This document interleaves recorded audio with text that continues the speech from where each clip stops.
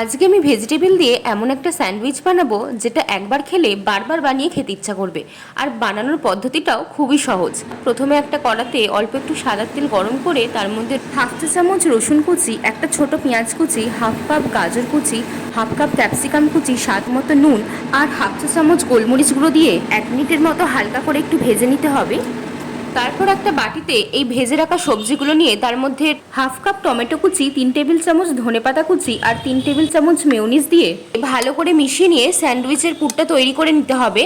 এবার একটা পাউরুটির স্লাইসের ওপরে ভেজিটেবিলের এই পুরটা দিয়ে ওপর থেকে আর একটা পাউরুটির স্লাইস দিয়ে ঢাকা দিয়ে স্যান্ডউইচের মতো তৈরি করে নিতে হবে। পাউরুটির দুপিঠে বাটার মাখিয়ে একটা তাওয়া গরম করে দুপিঠ গোল্ডেন ব্রাউন করে ভেজে নিলেই তৈরি হয়ে যাবে এই ভেজিটেবিল স্যান্ডউইচ। এই ভেজিটেবিল স্যান্ডউইচটা খেতে কিন্তু দারুণ হয়েছিল।